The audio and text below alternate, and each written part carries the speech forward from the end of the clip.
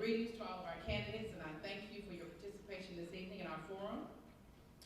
I also want to give a very special thank you to Dr. Shannon Benson and Moss Point School District for allowing us the use of this facility for this evening's forum. And as everyone's preparing to take their seats, I'd like to go over just a few housekeeping rules. We ask that you please silence your cell phones.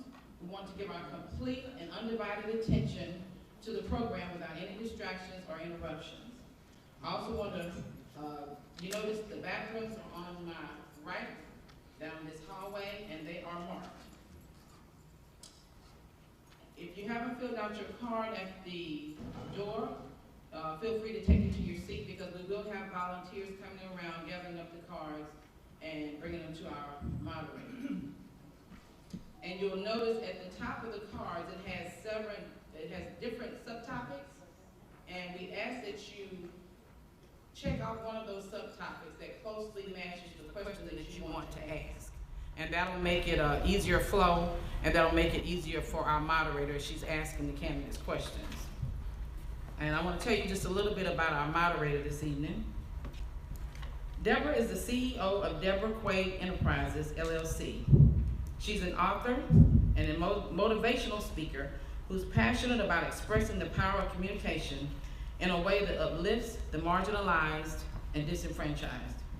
In 2014, she founded Use Your Words, the movement, an initiative aimed at restoring the art of communication by creating platforms for unheard voices to be heard. Through this work, Deborah has created safe spaces for audiences to learn to use their words around difficult topics and have open, honest conversations to empower listeners to change within their communities. Since the inception of Use Your Words, Deborah has delivered her messages of communicative restoration in schools, youth programs, retreats, and conferences around the country and abroad, both in Israel and the UK. She is host of The Weekly Word, a Facebook Live show that airs Wednesdays at 8 p.m. Central Standard Time on her Deborah Quaid Facebook page. Her motto, be the light that shines the light and gives light to the world. I give you our moderator for the evening, Miss Deborah Quaid.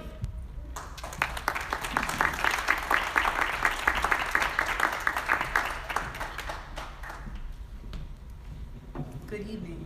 Good evening, candidates. Good evening. Tonight we're going to let you all hear from the candidates, those who seek to be the leadership for the great city of Moss Point. We want to make just a few amendments from the program that you have. Can't hear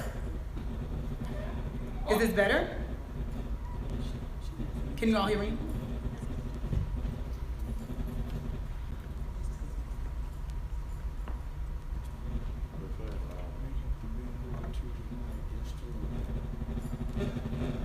Can you all hear me?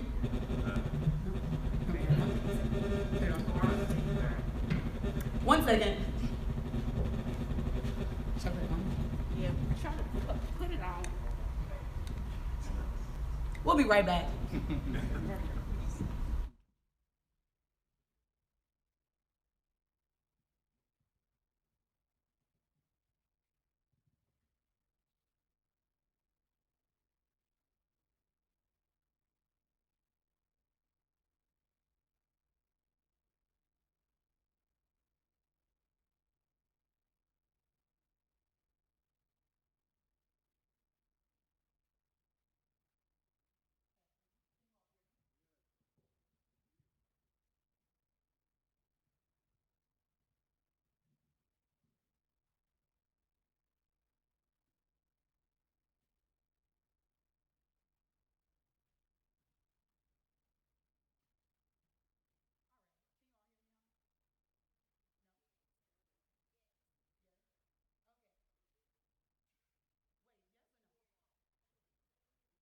Okay, hold on.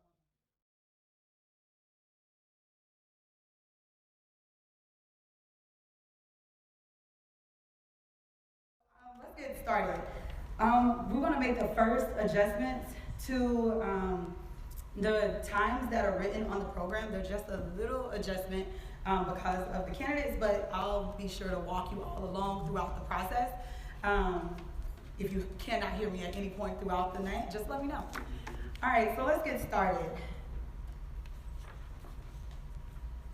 Tonight we have Mr. Houston Cunningham from Ward 1, Ms. Rosa F. Dorsey from Ward 1, Mr. Chuck Redmon, Ward 2, Mr. Darius Wilson, Ward 2, Ms. Delores Braxton from Ward 3, Mr. Timothy DuBose from Ward 3, Mr. Jimmy Lee Wilson Jr. from Ward 3, Mr. Ennett Morris from Ward 4, Mr. Joshua W. Barton from Ward 5, and Mr. Gary Wayne Lennox from Ward 5.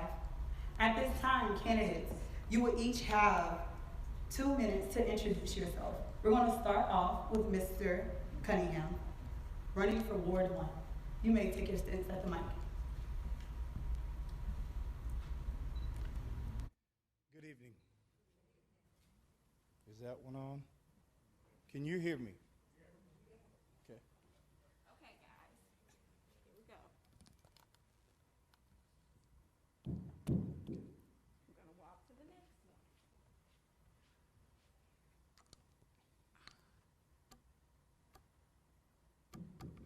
Okay.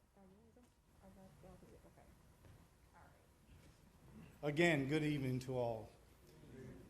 I am Houston Cunningham of 4701 Creole Avenue here in Moss Point. I've been in Moss Point since 1959, and for me to give a complete bio would take more than 2 minutes. On the public service sector, for which I'm running again, I have served 2 terms as Alderman at Large and Mayor Pro Tem under Mayor Liddell and Mayor Broomfield. Been out of it now for the last 4 years, which I ran for mayor my last term, and they decided that they didn't need me at that particular time. So I took a sabbatical. Now, with having seen the way things are now, I've chosen to run again. I am also pastor of Green Pastors Christian Ministries. I put in 16 years, 8 months with South Central Bell Telephone Company. Married to Claudine Cunningham, 4 children. Most of all of you know my children. And again, I have a desire and a passion to once again say that we need to now cut this diamond. We've been talking years about Moss Point being a diamond in the rough. It's now time to cut this diamond, shape and polish it, that then we can see and reap the full value of what Moss Point really is and can be. I don't know if we want to get into now all of goals and... Your time is almost up. Houston Cunningham.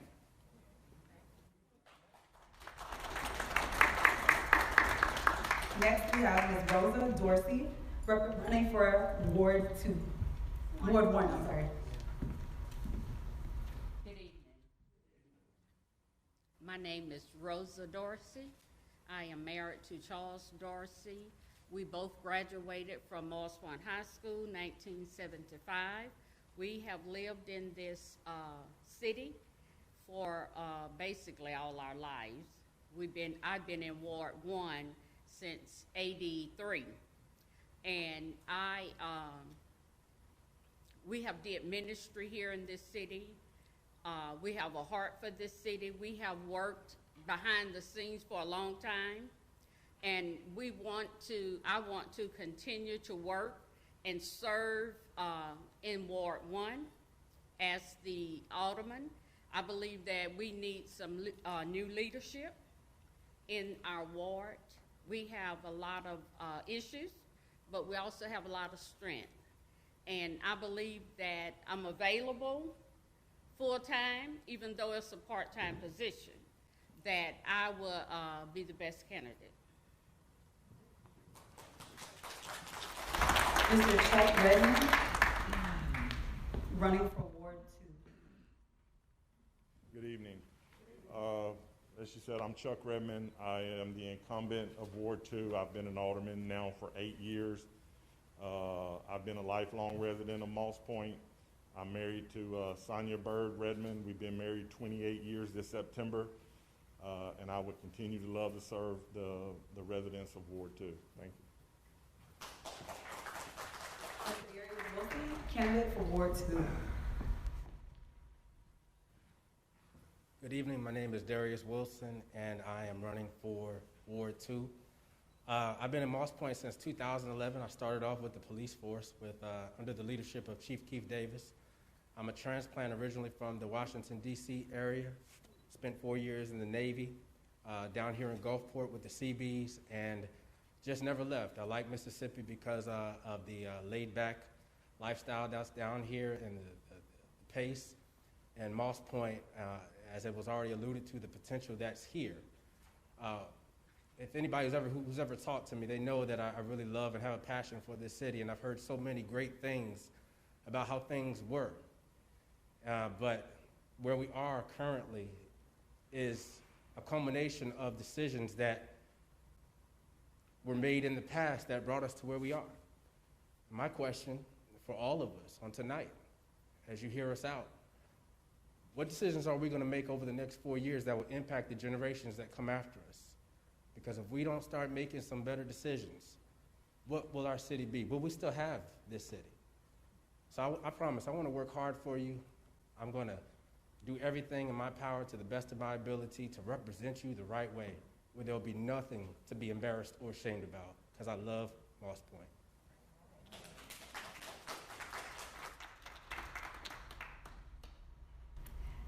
Ms. Delores Braxton, candidate for Ward 3. Good evening. My name is Delores Braxton. I am a candidate for Alderwoman in Ward 3. I am also a graduate of Jackson State University, where I received my Bachelor's of Arts degree in Political Science, and I hold an MBA from Capella University in Human Resource Management.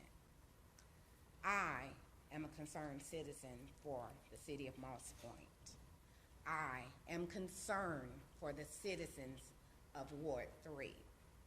I want your vote because we need people that will restore our faith, our accountability, our hope, and our dignity. I am Delores Braxton. Vote her, Alderwoman, Ward 3. Mr. Timothy DuBose, candidate for Ward 3. Good evening. All right, my name is Timothy DuBose. Again, like everybody seems to be, I'm a lifelong resident of Moss Point. I've served the city of Moss Point for the last 20 years plus here as a fireman, so public service is something that I know. One thing that I did want to speak to the people is that Moss Point is facing crisis. There's no doubt about it. But we're here to present change, real change and real representation. And I would like your vote on April 6th to represent that change. As a business owner here in town, as a father who have children that's been schooled in this town, who's a homeowner in this town, who's seen the highest taxes levied on people who trying to participate in this community. We just need people who represent change and real representation. I'm here to voice for your concerns, so just please represent, have me to represent you as Alderman for Ward 3. Thank you. Mr. Jimmy L. Wilson, candidate for Ward 3. Good evening, can you hear me okay? All right, my name is Jimmy Lee Wilson Jr., running for Ward 3, lifelong resident of Moss Point, been here my entire life, graduated from the University of Southern Mississippi with a degree in business marketing. Instead of going to a big city to take a marketing job, it was on my heart to really come home, come back to the Mississippi Gulf Coast, and to serve. I love my hometown. I love Moss Point, and I knew that I could make big impact here as opposed to just going somewhere else. And so I came home, got into ministry, began pastoring, began mentoring youth, given my life to service, to serving people because I love people. And so the opportunities presented itself to become an alderman here in Moss Point. And so it'll just be serving in a different sector of our society. And I'm really looking forward to it. I've been running a grassroots campaign, talking to a lot of people, heard a lot of things, heard a lot of anger, frustration. So we're looking to bring some change here.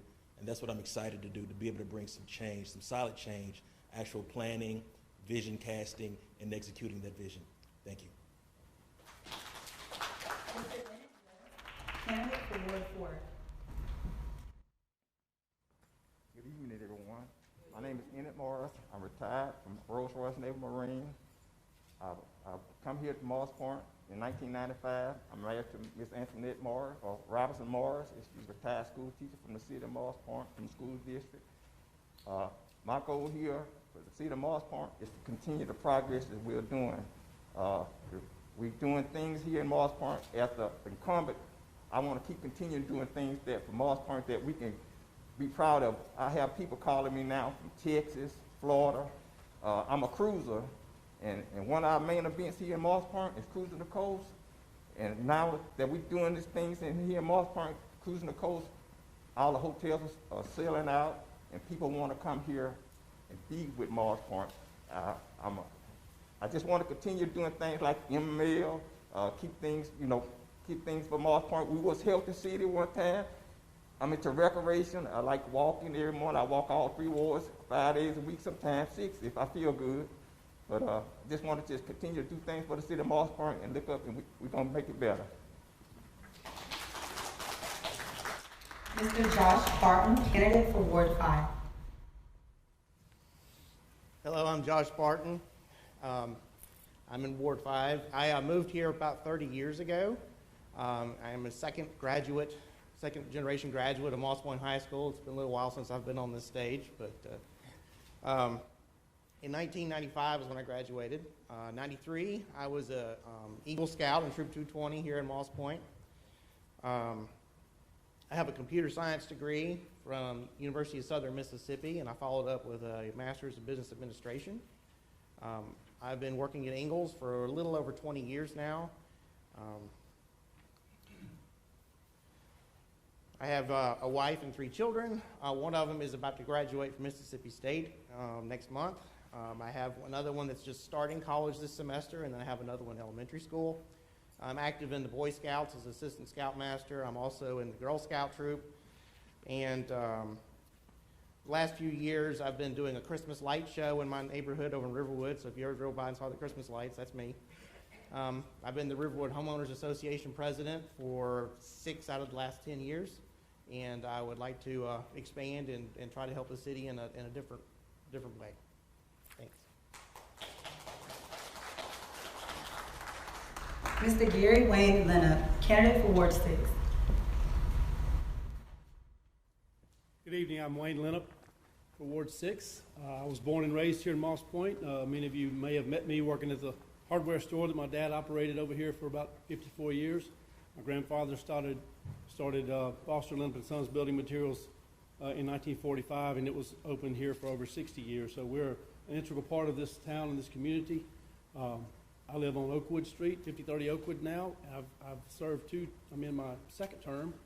Would like to be reelected for a 3rd. I believe I've learned a lot. I am willing, and I do put in the hard work that you deserve, and I will continue to do that. I stay up late nights, and I joke that I've probably lost 2 girlfriends because I want to talk about the city problems all the time. They don't want to hear all that. They want to hear how you're going to solve a problem. So I'm willing to dig into our budget issues and the various issues that we face.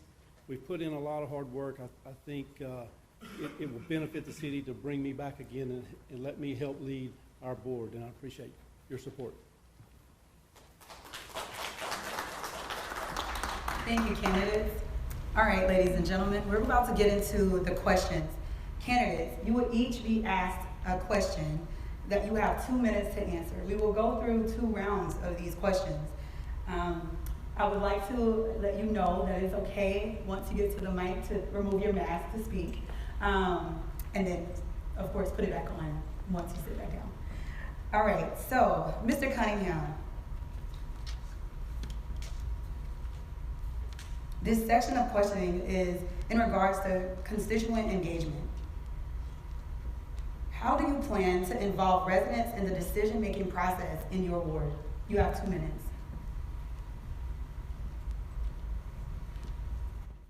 Holding quarterly Ward 1 meetings to keep the citizens in Ward 1 up to date with all the things that are going on in the city, and then also be able to receive and provide answers to any and all questions that they may have concerning Ward 1.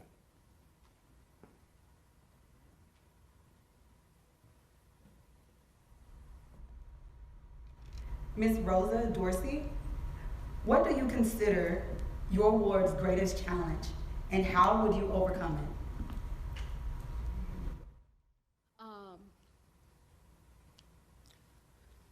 One of the greatest issues in Ward 1 is increased crime in our community. And I think that we need a greater presence of our police department, which is public safety, providing safety to not only Ward 1, but the city. And the response need to be greater. That could be an extension, a substation in Ward 1, because I have literally seen someone dial 911 and it took too long for them to respond. And that is one of the issues, and that's something that we need to deal with if we're going to have new businesses come into our city. They're gonna look at your schools, they're gonna look at your crime rate, and they're gonna see what you have to offer. And that's an issue that's been a problem for a while. And we're gonna have to do something to our police officers, have them to have long-term contracts. We train them and then they go to another city. If we check the record, we have a great turnover of police officers, and that is an issue in Ward 1. Thank you. Mr. Redmon, you may approach the mic.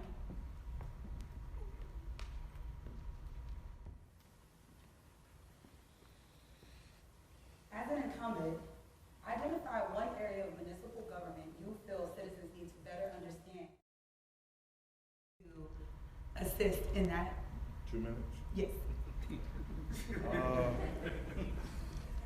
I mean, I think you can throw a dart and hit any one of the areas, but the main thing that probably needs to happen is we need more community involvement, and that's just coming to the meetings, calling your alderman when you have concerns, and just getting involved in the day-to-day, and volunteering.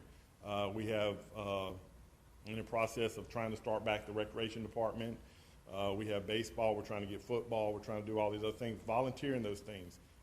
We do cleanups, we have people that are just doing numerous different things within, as aldermen and elected officials. We try to do things in the community, and when we do, we definitely need support. Thank you. Thank you. Mr. Wilson, you may approach the mic.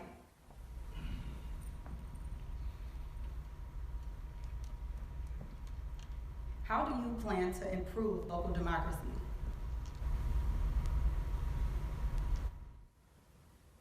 As it relates to what I've noticed and experienced here in Moss Point, it is a challenge to get people engaged and involved. And it's going to start with leadership. I always say that people won't do what they don't see leadership do first. And it's going to take an aggressive stance on leadership to be out in the front. You ain't got to broadcast everything, but you need to be seen doing what you're supposed to do.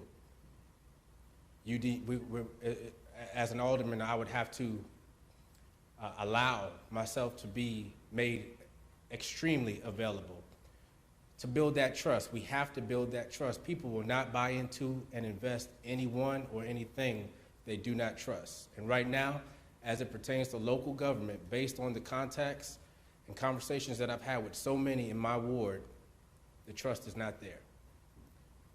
And I'm going to work hard and in overtime to make sure we regain that trust.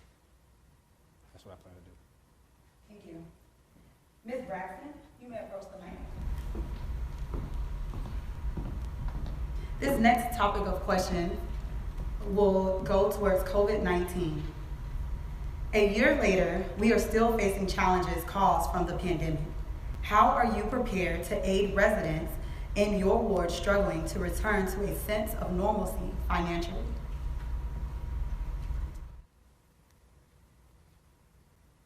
Being that I currently work with unemployment, first we have to ensure that once funds run out for persons that are on unemployment, we have to assure that they're able to find the proper jobs that they are, I would say, that they're eligible of doing, and not just settling for anything, making jobs available for people so that they will be able to go back to their normal way of living. Thank you.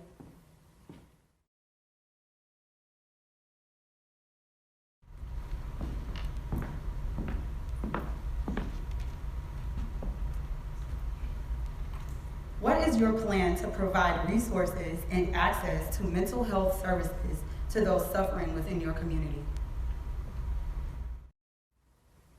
I would think, I would like to engage in some intellectual, intellectual honesty. You know, on the ends of medical services, we can provide initiatives that would, you know, aid our mentally ill, but privy in scope, that's a little bit outside of what I'm able to do. What I would like to be able to do is think that we're in a community that we could recognize someone that's in need and get them some help. But as an alderman, I'm here to fight for the people of Ward 3 and the concerns of the people of Ward 3. And I wouldn't want to engage in any intellectual malpractice. You know, there are those who want to talk about stuff that's just outside of what they're able to do. As being able to identify, Moss Point is full of people who are mentally ill.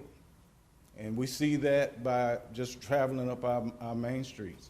So what we would want to be able to do is at least have those services available, put out information that allows our individuals to get help or get the neighbors or someone who could actually get them some help.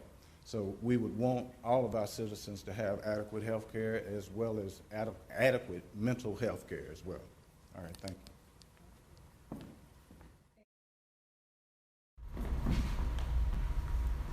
you. Mr. Wilson, you may take the mic.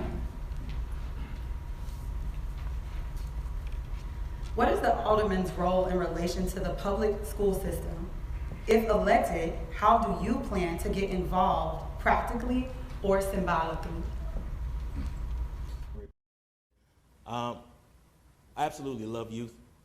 I've spent a great deal of my life, minimum the last 8 years, mentoring youth, talking with them one-on-one, getting involved with their issues and their problems, getting a great understanding of what they suffer with, what they deal with from the day-to-day. And so we know that many of times our educators, they deal with our youth more than a lot of times the parents get to see the youth. So as an alderman, I would definitely want to, of course, support the youth on a personal level, of course, implementing programs, after-school programs, financial literacy programs, things that could help also balance out what our teachers have to go through and deal with from day to day, whether it be, you know, behavior issues or children just not having, because I do believe that some of the crime and the senseless violence that we've seen in our city, it's oftentimes rooted in impoverished states. A lot of children are in a state of impoverishment, so they don't have, and a lot of times they're hungry.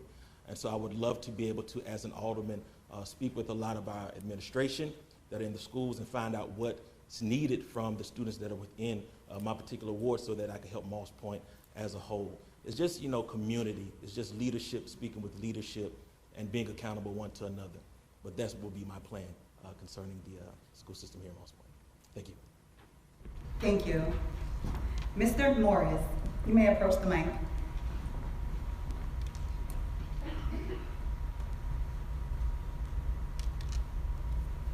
And I'm sorry, audience, these line of questionings are beginning with Mr. Wilson is under education. So that is the subject title that we're under. This is for you, Mr. Morris. How will you work with the community around strengthening neighborhood schools? Yes. Some of y'all, I'm former neighborhood watch captain of the city of Moss Point. I have been working with the Moss Point Police Department before I became an alderman, before I retired. And my goal is with the neighborhood, I've been working with my neighborhood. We've been doing things like the elderly people. Sometimes they don't have a way to go to the store. I've been going to the store, helping them go to the store and stuff, dropping them off and picking them up as when I retired. And another thing, at the school system and stuff, my wife is an educator. We've been involved with the school system since, I've been drunk behind her since she's been a school teacher. So I'm always involved with the school system everywhere, even some of the kindergartens. I've been to the kindergartens and helping. But things in the neighborhood, we've been doing cleanup. Some people get sick in the neighborhood. We help cut their grass and stuff because sometimes they need help. And that's what I was here. I'm always a full-time alderman. And like I say, I'm here on my phone. People just call me. My constituents will call me just to talk to me, not just about problems. And I'm here for the whole city of Moss Point, not just for Ward 4. I want to help Ward 5, 1, 2, 3, or 4, 6. I want to help them. So that's my goal here, is to keep moving Moss Point forward so we can, because I think the sky's the limit. Especially Highway 63, we got 2 dealerships in my ward. I think the sky's the limit. The credit unions, we have cars come through here every day, 55,000 cars come through here a day. I think we can make Moss Point even better once we open that Highway 63 mechanism mile. So I think, once we get that going, it's going to be better. Thank you. You may approach the mic. What are your thoughts on the current relationship between the public school administration and city leadership? School district has their own city or their own board, right? The school district's board. While they communicate with the city officials, they're kind of 2 separate organizations. And I would say that despite them being 2 separate organizations, they really need to work together because we have a chicken and egg problem right now. The number of students in this district has fallen drastically. I mean, there was 4 times as many kids in this building when I graduated here. Without the number of students here that we need, they can't get the money they need per student to fund education to the level we need to make it more attractive for more people to come in. So the city needs to be working with the school district to figure out what we got to do to make things more appealing so more people move in, we have more students to attend the schools, and that will increase the revenue, money available for teaching.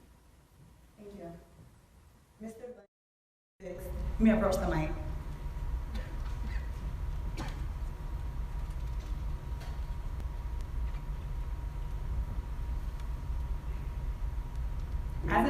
I'm sorry? Ready when you are. Oh, yeah. Wait on me. I'm coming. All right. So this line of questioning is in regards to you and your position that you seek. As an incumbent, in your own words, describe the roles and expectations of the duty of alderman that you will be held responsible for. Well, obviously, the duties of an alderman are, sometimes we end up filling different roles. Many times we act as maybe your public works director, or the person you call when you have a problem with a pothole or various issues, you call us. I want to make sure that the legislative function of the board functions like that properly as it should, to set policy and then demand of our department heads and the rest of our city government to fulfill their roles so that you can call, whether it's utilities or public works or wherever you call, and get the result, get the answer you need, and get the work that you need accomplished. And that you don't have to go through 3 or 4 different people and then call your alderman and say that, you know, I'm not getting the answer I need or I'm not getting the results I need. I want us to make sure that everybody understands their role, and I'm here to push that and to support that and to hold everybody accountable at City Hall. That's what I want. Thank you. All right, we're going to go into round 2. During this round, candidates, will you please stay at the microphone in case there is any follow-up, okay? Mr. Cunningham, we're going to begin with you. And we're still under the topic of the role that you seek. What do you consider your ward's greatest challenge, and how would you overcome it? Our ward's greatest challenge is crime and cleanup. Our ward is the dump for the city, the county, and everybody else. The railroad came out, closed out some of the streets. Those streets now have turned into dumps. We need to address the things that are going on cleanup-wise. What I've addressed when I was in office last is the possibility or the probability of securing cameras and putting those cameras in places where trash is being dumped, crime is being committed. Also, working with the garbage disposal people that in the contract, trash is to be picked up. Trash is to be picked up and not selective trash being picked up. I've noticed, probably Mr. Bradford can tell you whatever, our trash collectors will pass by trash and leave it there until green turns to brown in our neighborhood, in our community. We ask the citizens to clean up their properties. They clean them up, put the trash by the street, and then the trash contractors will not come and pick up the debris and things that they've cleaned up. Same thing with tearing down the houses and things like that. We are going to have to somehow or another find money to put in position and empower code enforcers in Moss Point. People that are willing to drive around or authorized to drive around, and when they see people throwing trash out the window, dumping trash or whatever the case may be, we're going to have to write some serious tickets. This is the kind of stuff that don't get you elected. But the message has to be sent that if we are going... Thank you.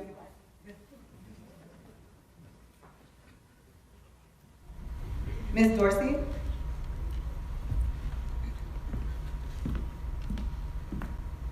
What makes you uniquely qualified for the office that you are seeking? I am a people's person. I network. I care about people's purpose, their families, which is connected to our city. And it's important that families grow, children grow, and our city grow. And I think that I am a good networker. I like strategizing with whatever the problem is, coming up with a solution and executing it. Thank you. Mr. Redmon, you may approach the mic.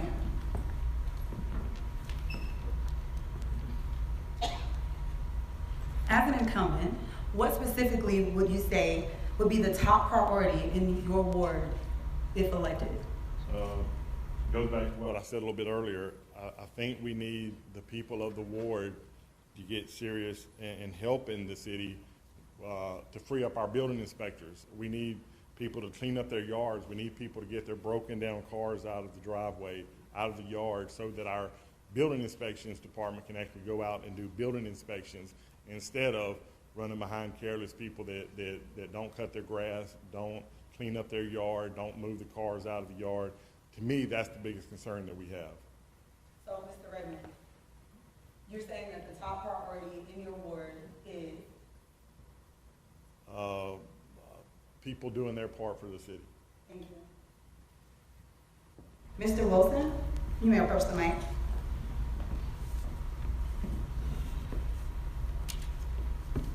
All right, we're going to go into a line of questioning on the economy.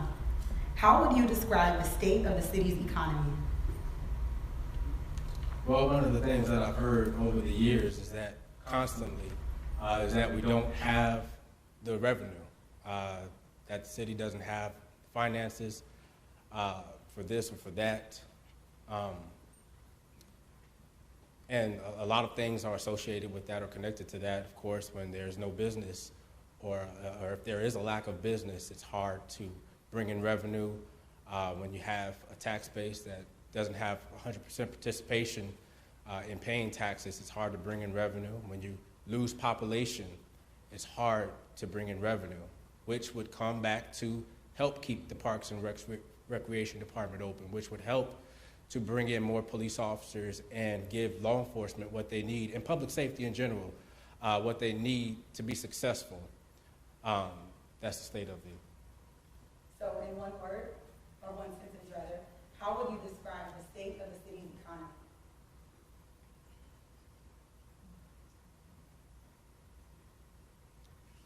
I would say we're cash strapped. Thank you. Ms. Delores, Braxton, you may approach the mic.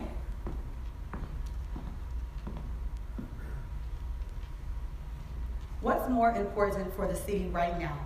Building new homes and commercial space, or rehabbing, expanding, and better utilizing existing homes and businesses?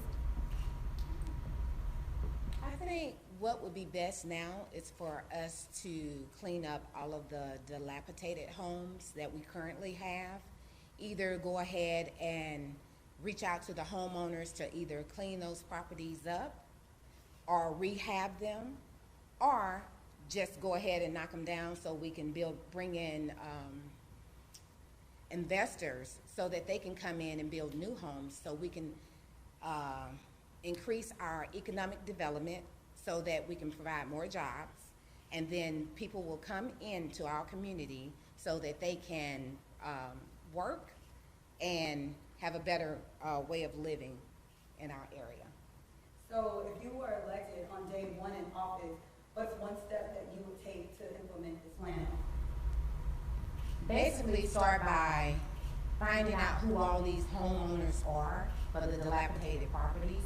If they are not citizens in this area, we need to try to reach out to them to either try to have them clean up those areas or find them so that our area can be more beautiful than what it is.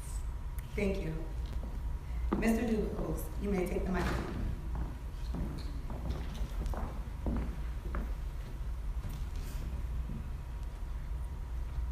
What are the gaps in the local economy, and how would you recommend filling them?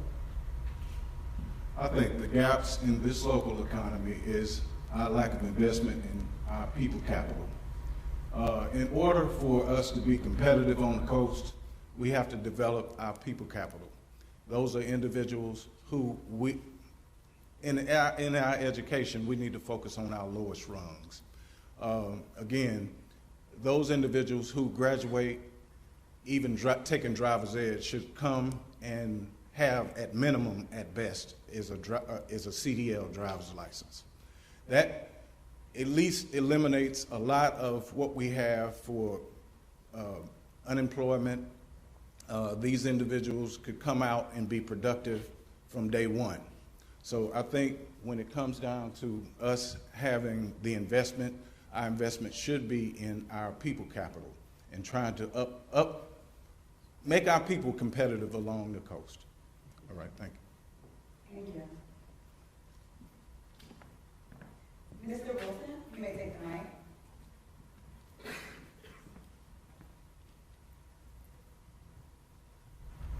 What are the gaps in the local economy? If elected, what 3 steps would you take to put the city on a firmer financial footing? Great question. It was alluded to a little earlier, but I know number one, we do need jobs here in the city. We need simple things like a grocery store or grocery stores. Thirdly, I definitely know that we need a revolution concerning our real estate here in the city. I can speak particularly for Ward 3, the dilapidated properties.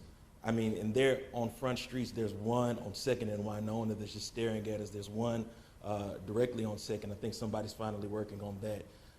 It's not going to be a lot of people that want to bring money into a city that looks as though it doesn't care about itself. So we definitely need jobs.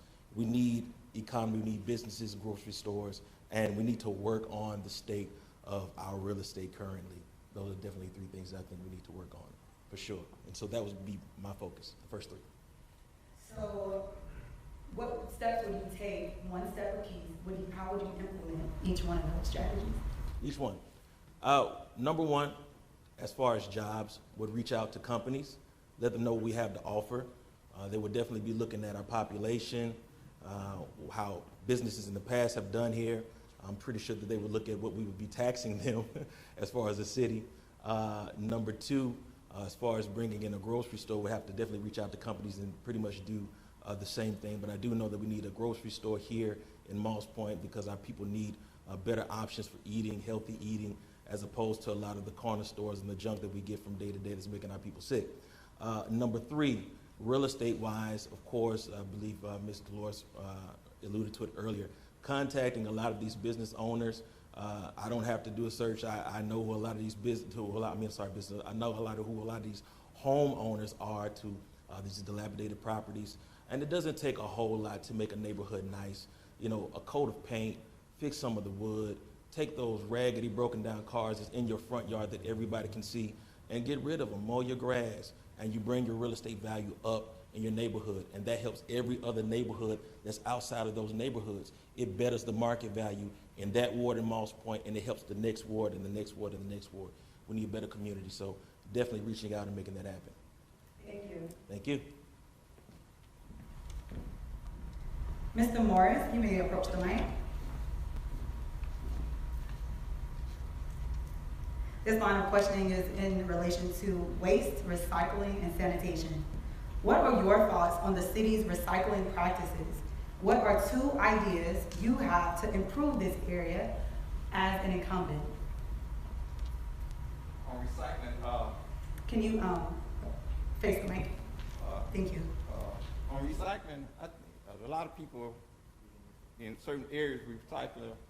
I think we on trash and in the city, it's kind of like people want to recycle. Some people just didn't get into recycling as hard as we could. And the trash, in the price of trash, I think the price we're paying now is really too high. I think it's too high. But the way the economy goes, that's how the price goes. With the economy, the CPI number goes up, and that's how the price, that's how they raise the price for the trash. And my thing is just if we can keep things clean up, pick up your stuff behind you, you know, and like you say, cut your grass. You know, don't put your grass in the trash can instead out on the street and stuff. And I think that, you know, recycling, you know, is okay. But like I say, a lot of people didn't get into it here in the city of Moss Point. So, as an incumbent, what would be 2 ideas that you could have to implement to improve this area for residents? Like you said, we have plenty of people, more citizens involved. Like I'm gonna tell you about my community. We have people in the community. We bought and pick paper up. We put a bucket. We bought and pick paper in my community. And I want to do that in Ward 4 when we have, like, in April every year we have a big city cleanup. We need to get everybody involved. People holler about trash on the side of the road and stuff, but we can't sit at home and say, we need to clean this area up. No one comes out to us when it's time to clean up, because they have disposable, and we have dumpsters, and everybody, and people we need to get involved. More people need to get involved in the city and clean up. That's what we need to do. If we want to clean up, we clean up areas like places like tires, people dumping tires and stuff in certain areas. Only way you're going to get this cleaned up, people got to get involved. If these people see these people dumping, you got to call the city of Moss Point and tell them that they're dumping these tires. And we're working on cameras right now. We got cameras in certain areas. Thank you.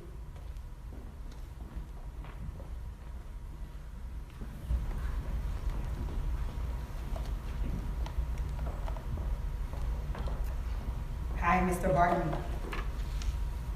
How do you plan to enhance and support the sanitation department in an effort to prevent waste or trash from lingering along roads or ditches within the city?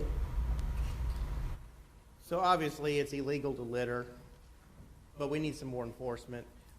Just writing a ticket doesn't necessarily solve the problem. People are going to litter anyway, and then you still have to follow up on the ticket. We need to make it more obvious to our fellow residents that, you know, you're littering our home. It's your home too. So why make it trashy? Have a little bit of pride. The other aspect of it is that our trash services, you know, the price just went up and we lost our recycling access. And I understand why. I mean, China closed its doors to all the materials that we used to send over there to recycle. And that's where it was all really going. So now it costs more to recycle things. And with so few people participating in the program, it just was not cost effective to keep it on the books. So we need to work on solutions where we can maybe partner with the City of Pascagoula or Jackson County or something like that, a bigger organization that can use the power of having more people to get a better rate for us. And I think if we make that more available and we make people feel like they have a sense of pride in their home, that the trash situation will help be resolved. Thank you. Mr. Leonard, you may approach the mic. This line of questioning is going to be focused towards infrastructure. There's a perception that the city's focus on beautification has waned in recent years, while homelessness has increased. These issues impact both quality of life for residents and the experience of tourists and visitors to the city. What will you do as an alderman, and what have you done as an alderman, to improve beautification, address homelessness, and improve quality of life? Well, I have to admit, homelessness has not been one of the issues I've directly addressed. I think if we can improve our economy and get our city moving again, that part of that problem will take care of itself. There is one issue. We had some encampments out on the east side of town that we did ask for help on enforcement, as far as having the police department make sure that that those people were directed at a different place that they could go, because some of the businesses out on 63 had requested that, so I did help with that. I think, again, it's about making people aware, and communication is always a big deal with that, and make people, as far as beautification, first it starts at home. You take care of your own place, and it goes out into the community to make our community look better. I believe that we could start back, as we have talked about already, doing our once or maybe even twice a year citywide cleanups. They always were well supported. I think that that's a good thing that we can do. I have, in our recent sanitation contracts, some things I asked for and were actually implemented, and I appreciate the board supporting them, was to go back to offering once a month any alderman can request an extra dumpster to be placed at a public location. So even if you just want to have a local neighborhood cleanup, you can have a big, large dumpster there to help your citizens in your neighborhood have a place to put that. We've actually reinstituted the bulky waste, where they'll pick up large appliances and such as that. I also have proposed an idea, and our Public Works is looking at it now, looking for a location to set up at least one, possibly two, citywide recycling centers where you can take your recycling to the city for no charge, and there will be a place there to collect metal or cardboard or plastics there, and not have to do it and pay from curbside. So I think that would be helpful as well. Thank you. I have a question. I want to do one follow-up there. You said that you have not addressed homelessness. Can you elaborate more on why that hasn't been a part of your agenda? In my particular ward, I don't have a lot of homelessness. It's not necessarily an alderman's thing to focus on. I think it's a citywide thing. I don't think a particular alderman can fix homelessness. But if we have homelessness, if we see people that are in need of homes, I think as an individual, not necessarily just an alderman, but as an individual, I would be willing to help direct that person to, whether it's ministries that are out here or help from the county in different places that we could help get people to the help they need. Thank you. That concludes the 2 rounds of moderators' questions. Now we're going to transition to questions from the audience. Candidates, you will have 2 minutes to answer each question. Unless specifically addressed to a particular candidate, we're going to go in the same order. Mr. Cunningham, you may take the mic.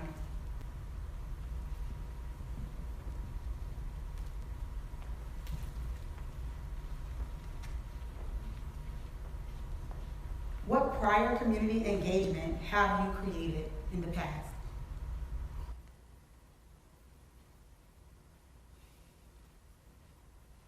You have 2 minutes. Basically, I wouldn't say I've created, but I have been involved in P16, Parents for Public Education. I've been PTO, PTA presidents for years.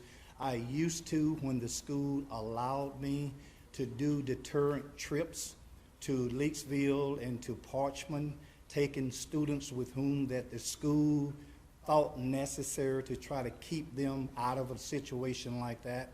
But under a different administration, they didn't think that that was necessary anymore, even though I have parents now begging me and asking me, when are you going to start or do those trips again? Outside of that, more so involved in the sports, coaching, and different things like that within the community. Thank you. Ms. Dorsey, you may take the mic.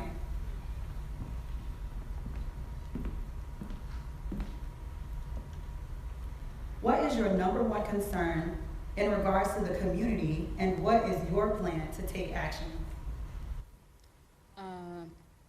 One of the issues in Ward 1, as others have said, we have a great number of not only homes, but businesses that is boarded up.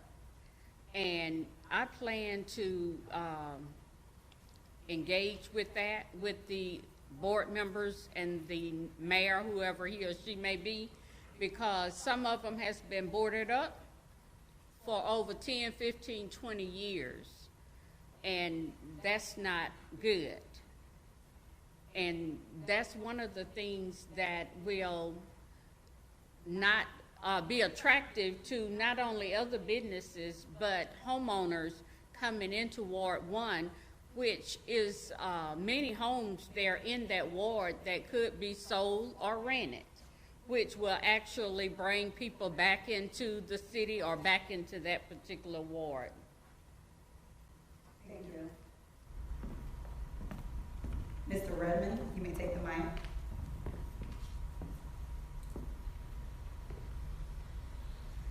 What do you see as the biggest challenge for Moss Point? The biggest challenge for Moss Point is economics.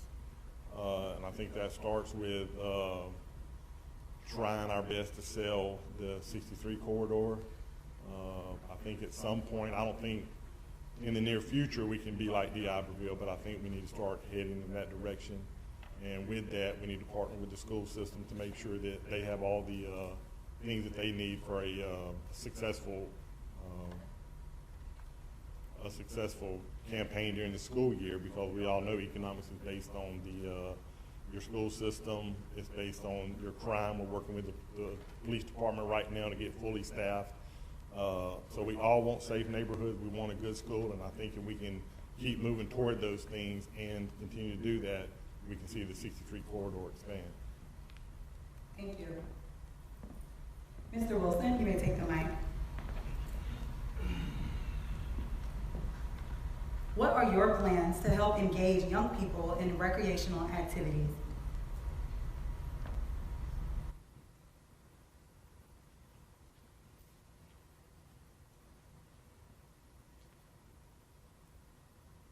There's going to have to be a serious and aggressive push, and I've been privileged to be a part of successful campaigns in the past, particularly with the Cal Ripken League several years ago, and different city sports that were conducted at Sue Ellen Recreation and Frederick Street Ballpark. It's not necessarily, you know, my point of view on that is we had our chance. I seen it.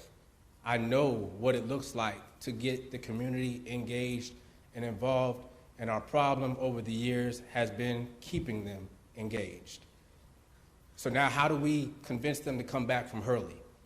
How do we convince them to trust us with their kids from Pascagoula, from Gaucher, from Van Cleve, from Hurley? People have been let down too many times. We have to reestablish that trust. One thing I noticed being in law enforcement, when I go through those elementary schools, you know what career day, what every child, most of the children want to be when they're younger? They want to be police officers, firefighters. When we have that moment of influence and we bring them and engage them, but we're not able to maintain what we started with them, we lose them. So we have to find a way to engage them and keep them. Thank you. Ms. Braxton, you may take the mic.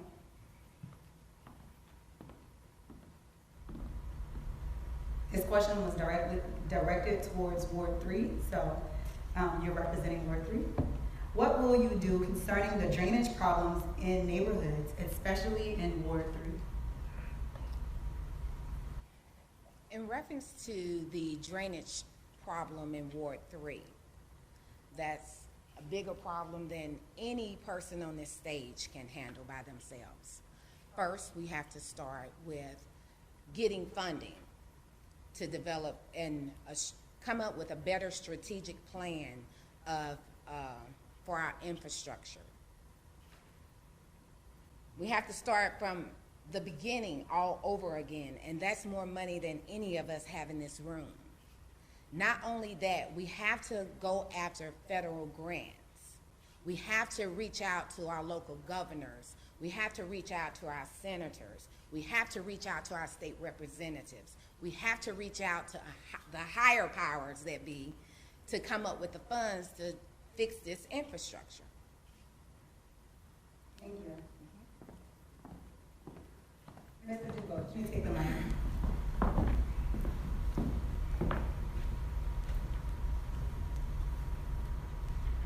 What are your plans to ensure the inclusion of all citizens, especially disabled, special needs adults, youth, and veterans? Ask that question one more time.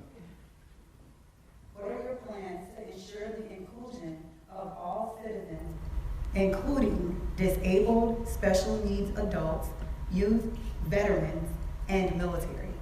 Inclusion. Key word. Inclusion. We have to develop and continue to develop our people capital.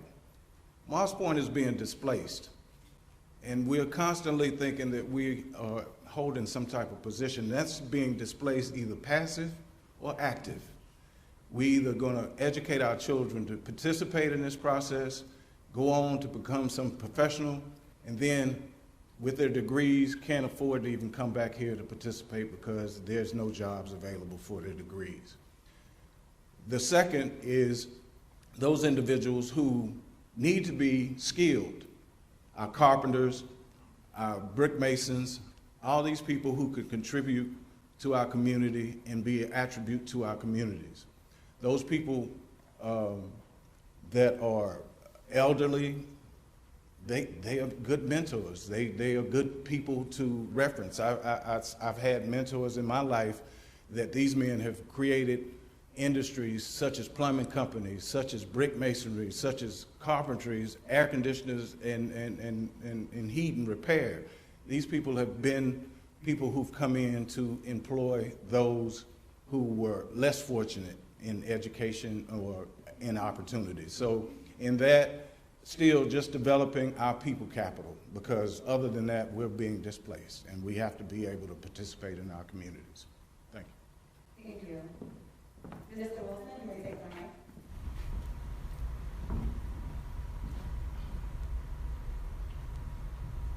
If elected, What would you do to create a more inviting, friendly working relationship between parishioners and elected officials?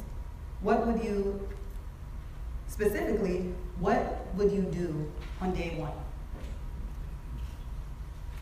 What I've been doing so far, going door to door, checking on people, getting to know everybody, letting everybody get to know me, see my face. I think that's important. Accountability is very important. People want to know that you care. They want to know that they're not forgotten about. There's a lot of people, especially in Ward 3, that have been forgotten about. You go talk to somebody, you knock on their door, elderly lady, and she's telling you, you know, when you get in there, if you get in there, don't forget about us old folks, you know. Don't forget that we're back here. Don't forget that my street is flooding here, or that, you know, I got a drainage issue here. The city said that they were going to come out and clean it out, and they didn't do it. Or they left all this bushel in my backyard. A lot of people feel forgotten about. So it's just a lot of time and sacrifice, and I think that's what we're missing. We're missing, you know, a lot of people want to be in positions, a lot of people want to be on boards, they want to be seen, they want to be heard, but it requires sacrifice to serve people, and that's time, and time is economy, and you have to be willing to give up yourself. You have to be willing to give up yourself to be able to help people, to be able to build that trust, to be able to create that kind of community that's necessary to push Moss Point forward as a whole. Thank you. Thank you. Mr. Morris, you may take the mic.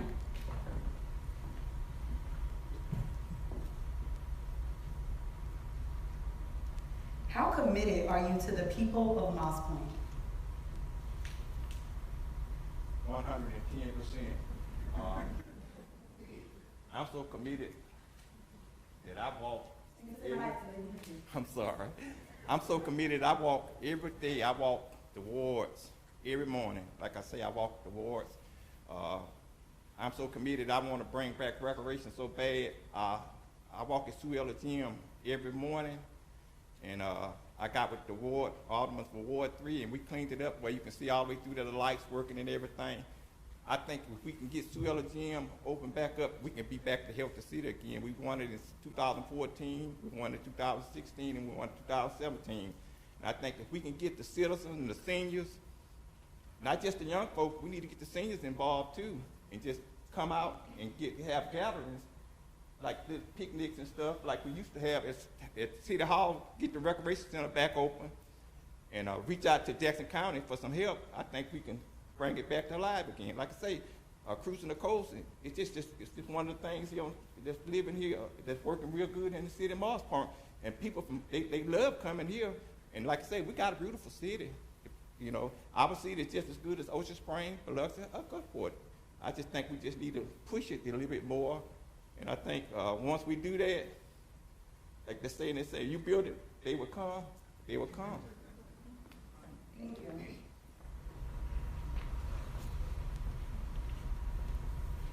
Mr. Barton, what are your plans for infrastructure and drainage? Yes. So in walking the ward, and I walked down nearly every street in the ward, I took note of all the places that I saw that were having drainage problems.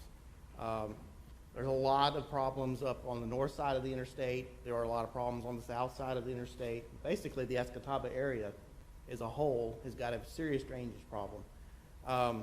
First thing I would do is after consulting some topographic maps and things like that, would be clearing out the ditches. I mean, something as simple as that would help quite a bit. Ditch fills up with water, it's got nowhere to go because the drainage is clogged. So, I mean, getting some work crews out there with backhoes and cleaning out ditches is a very simple solution that I think would go a long way towards helping with drainage. As far as roads go, you know, everybody's got a pothole. I've got like 3 on my street alone, and then there's, you know, other streets where the whole street is a pothole, and you'd be lucky to find a piece of pavement. It's going to have to be a priority list. I mean, unfortunately, we can't afford to pave every street. Jackson County contributes a little bit towards paving streets because we live in the county as well as the city, but they can't afford to pave every street. So it's going to have to be a priority basis. I mean, everybody would love to have fresh, you know, asphalt in front of their house, but I mean, that's not reality. The city has multiple bonds over multiple years for doing street work. I think we're still paying on a bond from the 1990s still. So that may or may not be the option to go forward to fix street issues. But we definitely need to look for a way to address the more serious problems. And I think drainage is probably the first place to start. Thank you. Mhm. Mr. Leonard, you're going to close out the audience Q&A. How do you plan to implement a strategy to lower taxes for your citizens? The only way you can lower taxes is to bring in more tax revenue from other sources, economic development being the really one and only thing you can do. We have to build our tax base. One of the major things I believe in is that we have to find the areas where we have the most potential for growth in economic development in our city and target those areas.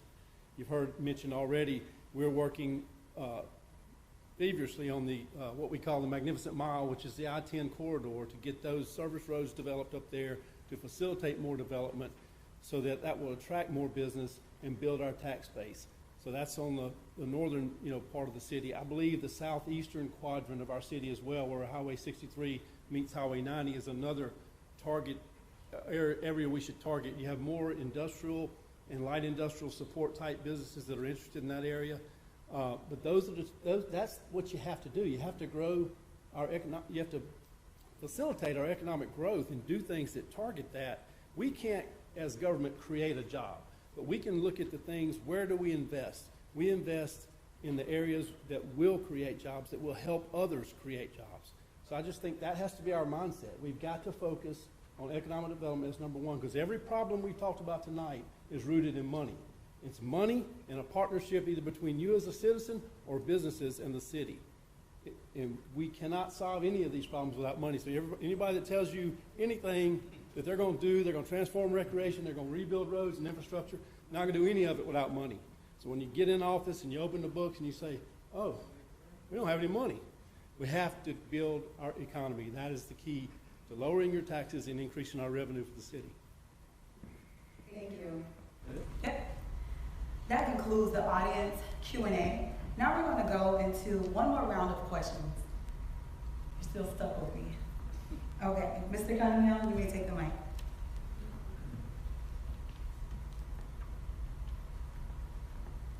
Thank you, audience, for your participation. Moss Point has an aging infrastructure that requires attention. While we understand you cannot fix these issues in one term, how do you view these in terms of priority, and what is your long-term vision for resolution? Well, one thing, I don't know if it's still there, and if it's not, we need to go back and readdress the strategic plan for Moss Point. Every city has a 10, 15, or 20-year strategic plan that they work from. One of the things that need to change in Moss Point is the turnover in leadership every 4 years. Anybody that has been in here for a while will let you know your first 4 years, you're just getting your feet on the ground, learning the language that goes along with public service or whatever, and then you vote it out. The new person comes in, rather than accepting the good you have done, they throw all your stuff in the garbage, pick up their agenda, and then they start doing what's going to give them credibility for their name. That can no longer continue to be. We got to work from the strategic plan regardless of who comes in, and whether you get your name on a building, on a plaque or not, should not matter. The advancement of the strategic plan over the years is what's going to resolve and bring success to our city. Thank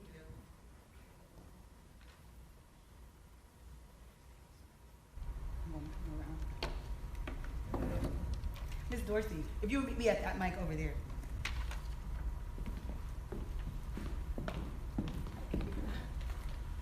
The mic is dead.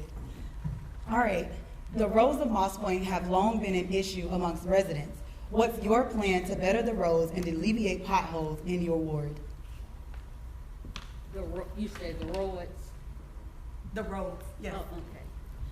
Oh, okay. Like the gentleman said earlier, it takes finances. And back to the money board, that we got to really engage in the economic, into bringing finances in here. And that's gonna be by way of probably business, and even your business that you already have, support those. Because we do have to change our mindset and understand that when we shop somewhere else, we're taking our dollars to somewhere else. And when we shop here, when we buy gasoline, get our oil changed in the city of Morris Point, you're leaving dollars here, which help our tax base. And that is what we're gonna have to do to keep our streets paved. Thank you.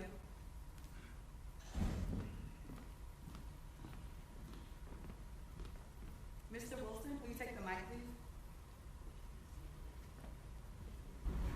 Testing. Thank you. Oh, I'm sorry, Mr. Wilson. Jimmy Wilson. Yeah. We're mixing it up. You gotta see if the leaders can listen. Oh, okay, so there's a question specifically for me. No, I just want you. Oh, okay, because I thought we were still going in order, I'm sorry. No, we're mixing it up. Okay, cool. Pay attention, make sure you guys are awake. All right. All right. What do you consider Moss Point's greatest selling point, and how do you plan to leverage that point to revitalize residential and commercial growth? Wow, Moss Point as a whole, I would say definitely the beauty of the city, the riverfront. I think that we haven't really even gotten our feet wet as far as how we could, possibly utilize the riverways that we have here in Moss Point. There's so many different things that we could possibly do. I know for one that a lot of people do. I believe it was Mr. Ennick that was alluding to cruising the coast and how he felt like our city was just as good as Ocean Springs or Biloxi or Gulfport, and I agree. People talk about crime in the city. I don't see a whole lot of difference between our city and other cities other than we get blasted on, that one particular news station. And so I would say that just when people know and realize that we do have a beautiful city and that we do have an awesome riverfront and beautiful riverways, that we'll be able to have more things coming into the city, a lot more events, things to kind of create a lot more vitality in the city. It'll bring a lot more attraction, and people actually want to purchase properties here. When I do real estate, so when Cruising the Coast comes down and I'm up and down the coast, pretty much chasing clients, a lot of times they want to be, in Biloxi because, there's water, it's kind of like the popular area. And I believe that people will actually want to come and live inside of Moss Point, which will help our vitality, help our growth, because if you're not growing, you're dying. And so I want to see Moss Point grow again. So I believe we could utilize, our riverfront and some of the beautiful places that we have here in our city, that we can begin to grow again and become, a city again. So. Thank you. Thank you. Mr. Dubose, would you please take the mic?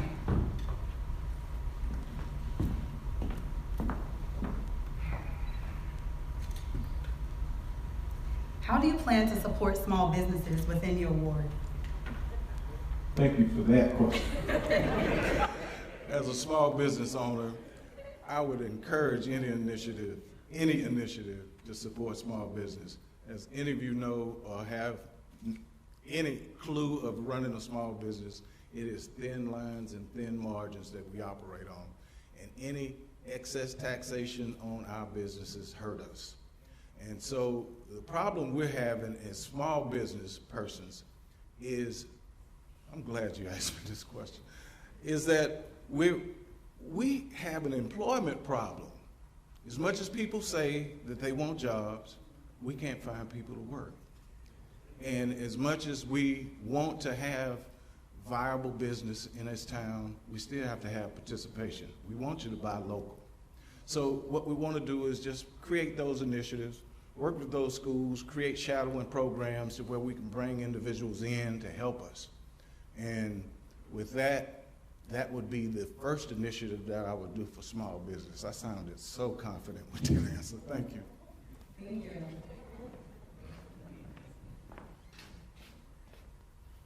Mr. Redmon, would you please take the mic?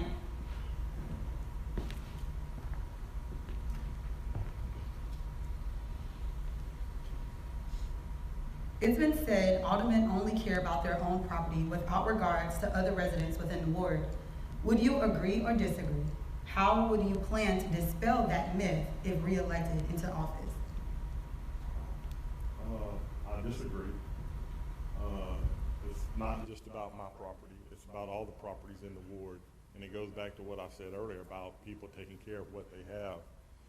We all gotta be vested in our own communities and our own wards. And that means everybody cutting their grass, picking up the trash that happens to be in their ditch, and just supporting the efforts of people in the ward. Thank you. Mr. Barton, would you please take the mic?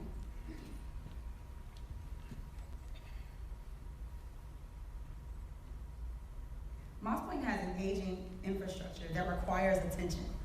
While we understand you cannot fix these issues in one term, how do you view these in terms of priority, and what is your long-term vision for resolution? Yes, as I was talking about earlier, our infrastructure is aging, and you can't fix it all at one time. And in the past, we've had bond issues that would, do a massive repaving of the whole city. But the problem with that is, if you do it all at once, guess what? In 20 years, you're going to do it all at once again, because it's all going to fall apart at the same time. You've got to get on a kind of a maintenance schedule where you do so many streets per year, fixing them, working on the drainage and things like that. So by the time you get done with the whole city, you get time to start over again at the beginning. If you try one fell swoop, which is what's happened in the past, one, you're not going to have enough money to do it all adequately, and two, it's all just going to fall apart again in the future at the same time.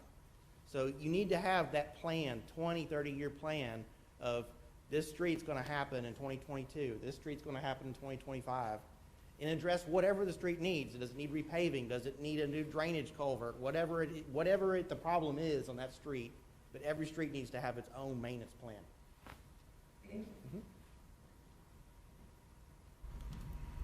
Ms. Braxton, would you please take the mic?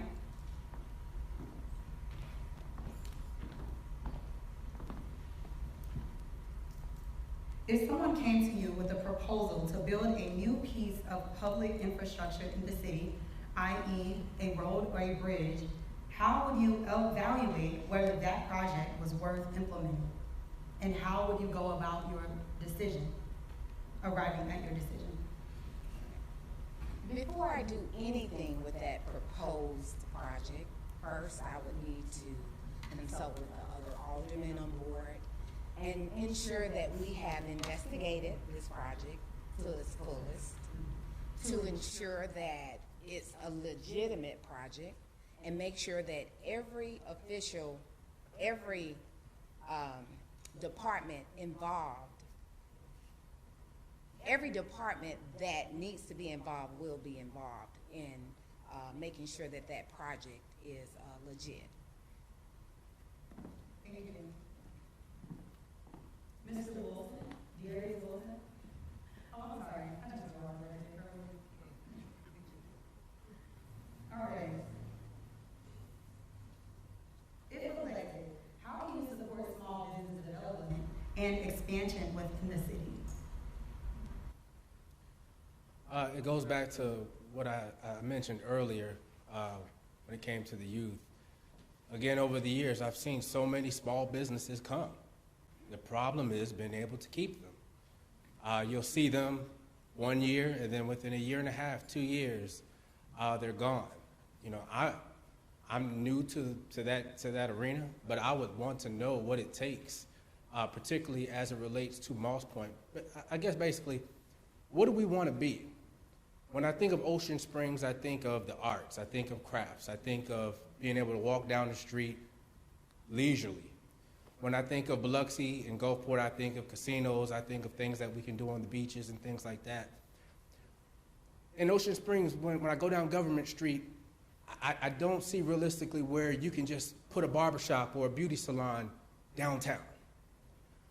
And I think we have different pieces in different spots, and they're not working. I want us to be able to come together with a plan with community input to develop a theme. What do we want to be known for? What do we want Moss Point to be? Do we want it to be retail? Do we want it to be nightlife? Do we want it to be fine dining? And then we start gearing our decisions and our efforts in those directions. But we have to identify what we want to be. That way we will be able to help our small businesses by being able to support them, by being able to get them the assistance that they need, the grants that they need to survive. No more coming here and leaving here and nobody knew what happened. How many times has Church's Chicken been here? They're doing another chicken spot over there now. But we have the greatest chicken aficionado sitting among us. We won't go support him, but as soon as they open another...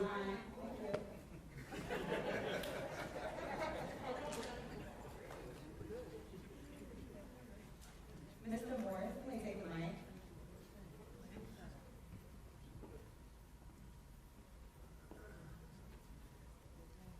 As an incumbent, what do you feel has been your greatest challenge, and how do you plan to overcome that challenge if reelected? Two things, is roads and drainage. There's two challenges we had here in Ward 4, really just the city of Moss Point. If you notice, we're doing paving, most of all our main roads. I'm not just picking Ward 4. The way I did it, every main road you come to Ward 4, it's going to be a new repaved road. Off Martin Luther King Drive, if you come in Ward 4, you're going to come to a new road. And that's one of my main things is drainage and paving. If we can get this drainage where the water will run in areas, I think we can, slow things down a little bit. But I don't think you're going to solve the flood because, see, it just rains so much now that it overflows the ditches and stuff. But we're doing infrastructure work on it now to improve it. That one project we got over on Jefferson Street, it's supposed to help 18 houses. When that project gets finished, I think it should do real good because we're matching the drainage problem with Pascagoula, so the water will run out of the city of Morris Point from off Main Street. So I think if we get these projects all together, I'm just keep on working on drainage and stuff and clean up. Like I say, clean up. McFeety Road, make sure all the trash is picked up. And infrastructure, like I say, on things we're trying to do, like Southgate Shopping Center. I'm trying to push Southgate Shopping Center. I'm trying to make like a food court. We got good places, but we need to just support them. Thank you. Mr. Lena, you may take the mic.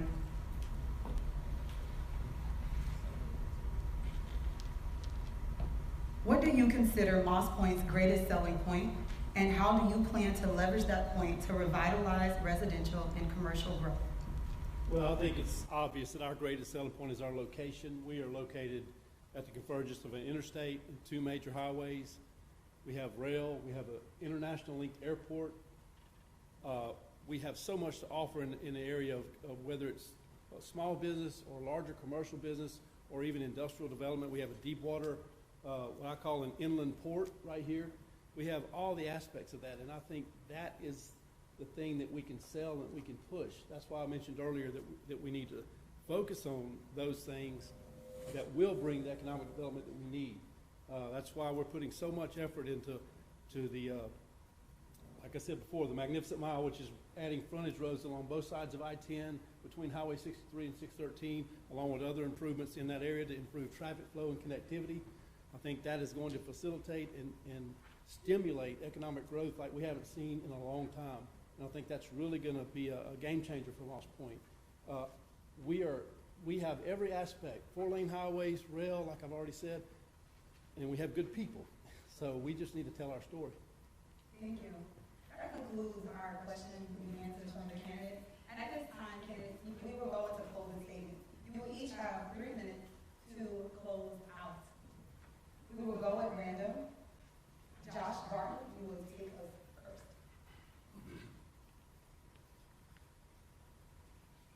I don't know if I'll take 3 minutes, but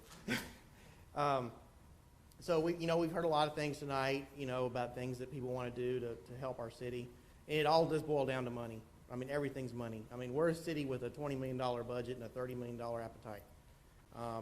There's really only two ways to fix that. You've either got to bring in more revenue, be it by more taxes, which is a no-no, or by bringing more people, businesses in, which would be a good thing, or you got to reduce, you got to cut, any kind of waste that's in the city. I mean, I'm sure that there's got to be some waste out there. I mean, if we dig hard enough, I bet we can find it. But you're not going to dig yourself out of, we have a $20 million budget and a $30 million appetite. So we've got to work on the economy. We've got to bring more businesses in. In order to do that, we've got to make it more attractive for them to want to come here. So I'm in Ward 5, and I really could use your vote. Thank you. Mr. DuBose, would you please take the mic?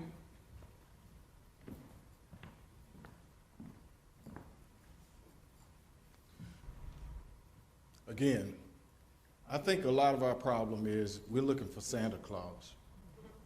We're looking for something that probably does not exist. We have to develop our people capital in order to compete on this coast. And in order to do that, that is to take what we have as attributes, as Mr. Leonard said, the I-10 corridors, the attributes we have in sea, rail, water, ecotourism. All these things have to be developed, but they have to be developed through people capital. And without having people capital, we cannot, even if progress comes, even if the blessings come our way and we're not able to compete and not able to participate, it still does us no good. So what we have to do is then focus on what we have right now as attributes, and that is our people. Because without them, we have no town. So I do appreciate your time and attention, and I pray for your vote in Ward 3. I'm a fierce advocate. Vote Tim DuBose. Thank you. Mr. Darius Wilson, would you please take the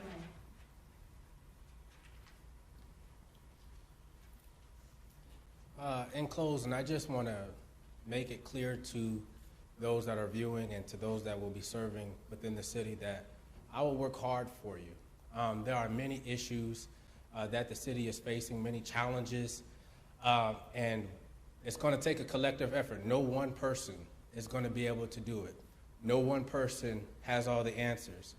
I'm not afraid to tell you I don't know, and I'm not afraid to ask for help.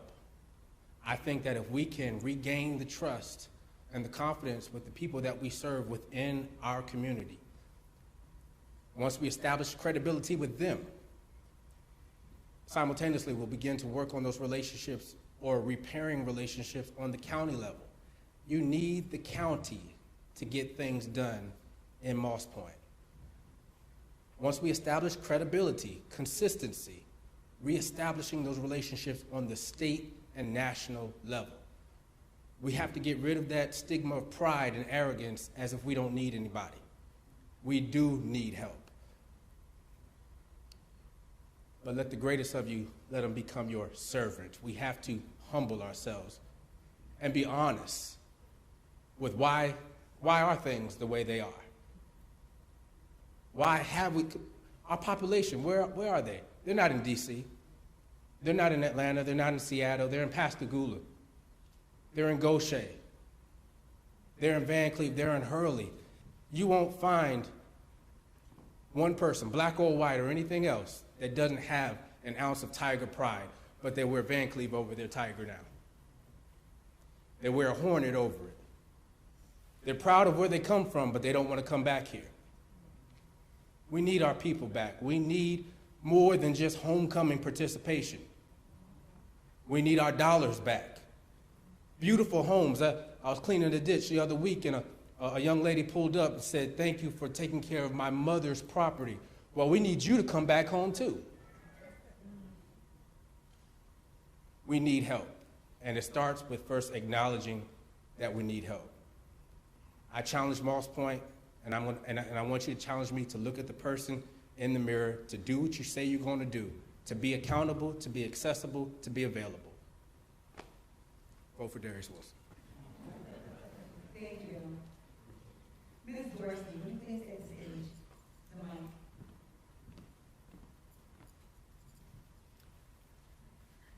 Thank you all for listening to us tonight. And I just want to end with saying that Moss Point do need a reset. We need collaboration with the citizens of Moss Point and the elected officials.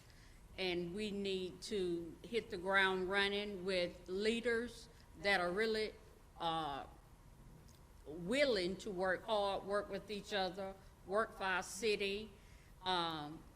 As someone was saying earlier about the recycle that we don't have now, and I was thinking, well, we have a lot of empty property. We have a lot of schools that been empty for a long time. Just create our own recycle place. We don't have to depend upon China or someone else. We can find somebody that would love to come in and bring a recycle business or bring another business. We got to start looking at things that we have people in our city, and we need to put them to work. We need to encourage them to open up a business. If you're tired of going to Biloxi to buy shoes or online buy shoes, hey, think about opening up a shoe store here in this city. The city of Morris Point is a river city. It's also a gateway to I-10, to 90. Pascagoula got to come through us, Escatawba, Alabama. Anyone coming from Biloxi got to come through this city to get to another city. And we are wide open for a new business. We are wide open for a boost to our economy, but we got to work with the leaders that's coming in. And I believe that whichever one get elected on this platform tonight, I believe that you're gonna have a good leader, work with them and encourage them, and let's get this done. We cannot leave this to the next generation. We watched this happen to our city, and we need to fix it. We can't do this to the young people. We cannot do this to another generation. So I am willing to work hard. I'm willing to work with the other leaders and the new mayor of this city, and I encourage anyone that's listening to give me an opportunity and vote for Rosa Dorsey, Ward 1. Thank you. Mr. Cunningham, you may take mine.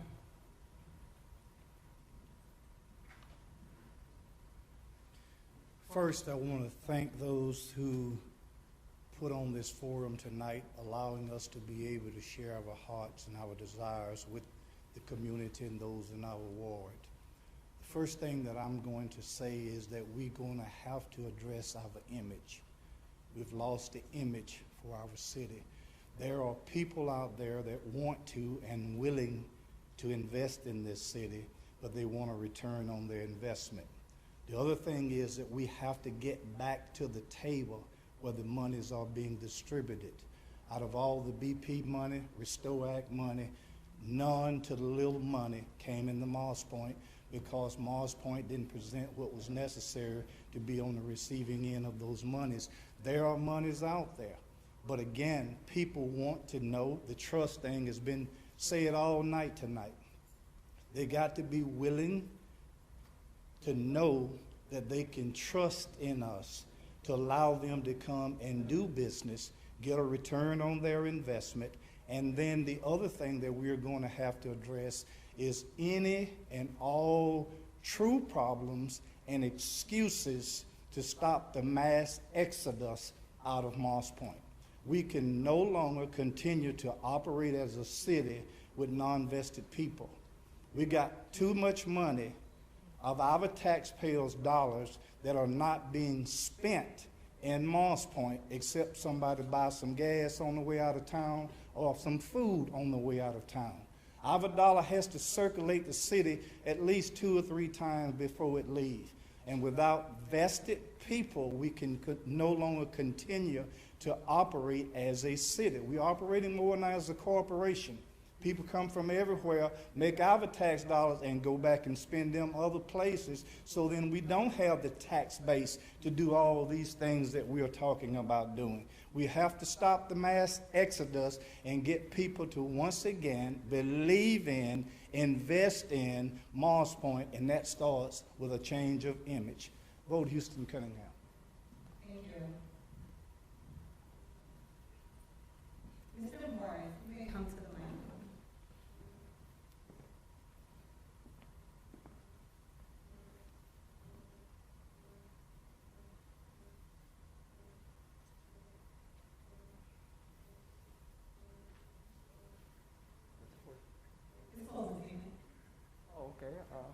You can remove your mask.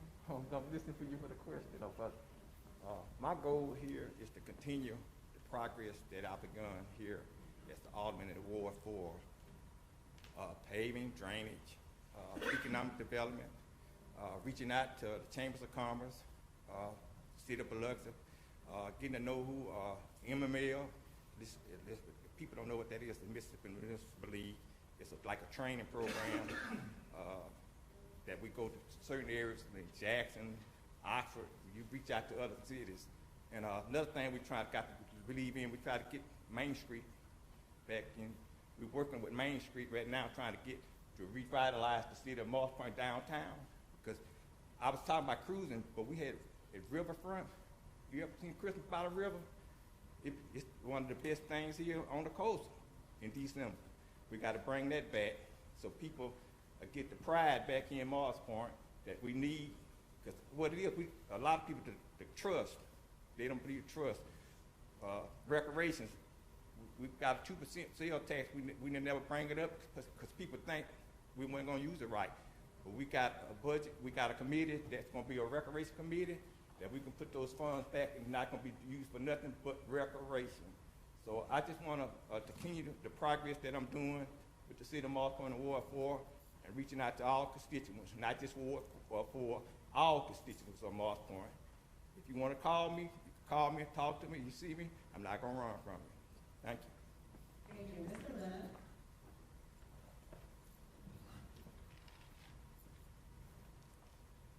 This is my hometown, and I still love it, and I know you do too. I'm still here, and you're still here. This town, from one side of it to the other, truly runs through my veins. My mama was from Creole. Her daddy, my grandpa, helped his parents run a grocery store in Creole that eventually became Mabry's Grocery. And my grandpa, after finishing the 8th grade, my grandpa Ladnier went to work at the paper mill, and he worked there for over 40 years. He eventually moved to Griffin Street, raised his family there. My mom met my dad, Gary Lenup, and we're all joined Dancer Methodist Church, where I still attend. As I told you earlier, my grandpa started Foster Lenup and Sons Building Material in 1945, and my dad ran the hardware store that he later added to that here that was on McKinnis Avenue for years. I worked in that hardware store, and then I went to the shipyard. I believe in this town. When I first got elected, I took this job seriously. I still do. I'm willing to work hard for you and put in the time and the effort that it takes to do what our city needs. Sometimes it's not glamorous. Sometimes it's not, even fun. And the last 4 years, believe me, have been just as stressful for me as it has been for you. Me and my fellow aldermen, sometimes we have bitter disputes, but I love every one of them. I see some of them out there now. And we are passionate about this town. I believe in it. I want to continue the hard work. I promise you that I will work hard for my hometown, and I work hard for you. So vote Lenup on June 8th. Thank you. Thank you. Mr. Redmon, you may take the lead.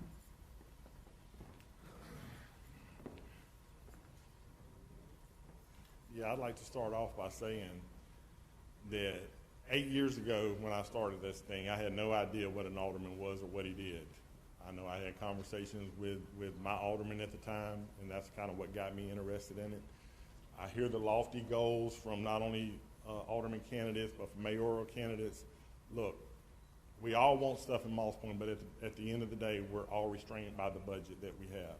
We can say we want to do this, we can say we want to do that, but if the money's not there, you can't do it. And another misconception that I'd like to clear up a little bit is that when I receive a call, whether it's a ditch concern, a drainage issue, just any type of thing, you've got to realize, as an alderman, I can't call down to Public Works and make them stop whatever they're doing on a job and go handle your concern. It falls in order, and when they're not doing it in a timely manner once it's scheduled, then I make a phone call back to them. So don't just think that when you call and you don't see it done that day, your alderman's still at work. I work 4 10s for a living. I've been 30 years at Jackson County Utility Authority. I'm the supervisor at their largest wastewater plant. On my Fridays is my day I dedicate to, when I get a call during the week, I go talk to Public Works, I go talk to the Building Inspections Department. So just realize that And when we make decisions for you guys, it also affects us. When there's a tax increase, it affects us. So we're not just willy-nilly making decisions because we want to see you guys suffer. When something goes up, it affects us too. So we have to make hard decisions. And that's, for my 8 years, that's one of the things I'm proudest of, that I can tell you, if there's been a vote, I can explain to you why I voted the way I did. So thank you for your support, Ward 2. Vote for Chuck Redmon, April 6th. Delores, Braxton.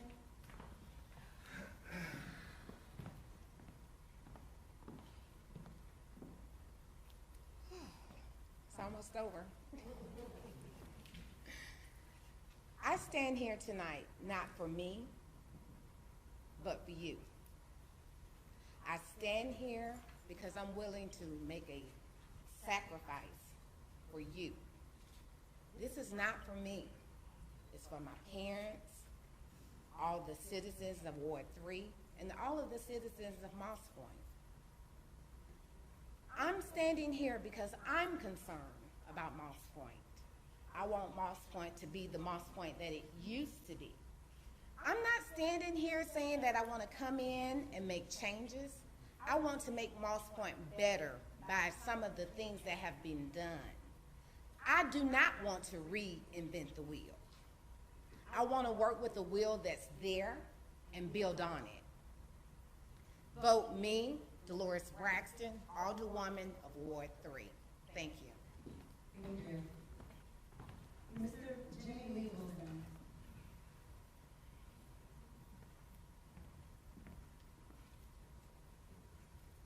Thank you. Hope. Since I have been on this journey, this campaign, I've spoken to a lot of people, a lot of really good folks. A lot of them have been here all their lives, given their lives to Moss Point, to the economy. Wonderful property owners. A lot of them happy, a lot of them also a little frustrated. It's understandable. I've looked a lot of people in their faces and I told them I'm going to work hard for you. And when I said it, I meant it. Come across a lot of young people too. Registered to vote. Told me, looked me square in the eye, said, I'm registered to vote, but I've never voted a day in my life. But brother, if you can run, I can vote. Hope. A glimmer of hope, change, potential for change, real change. Seeing community come together, seeing our young people get involved again. That's why I'm running. I'm running to see things actually change. I've been here my whole life. I've been out there, you know, trying to ride my bike and, you know, seeing the gangs, and I've been beat up a couple of times, you know, but this is ingrained in me. I'm a part of the fabric of Moss Point. My heart is here in Moss Point. That's why I came back home, not because I had to, because I wanted to. And here's an opportunity, here's a chance for me to be able to truly make a difference. But I need for you all to vote for me on April the 6th. Let me be that person for you. Let me be your Alderman, Ward 3. I promise that you won't regret it. God bless you. Thank you. Good night. Thank you so much, candidates. And thank you, audience, for attending tonight. It's a night with the candidates. We hope that you will go out to vote on April the 6th, where the primary elections will take place. Tomorrow night, we will be having a night with the mayoral and alderman and large candidates. We hope that you all will join us for that night as well. You can sign up for that event on Eventbrite. There is a maximum capacity, and it will go pretty much the same as tonight, from 6 p.m. to 8 p.m. We thank you so much, candidates, for your time. We thank you for your willingness to serve, and we hope that you all have a wonderful night.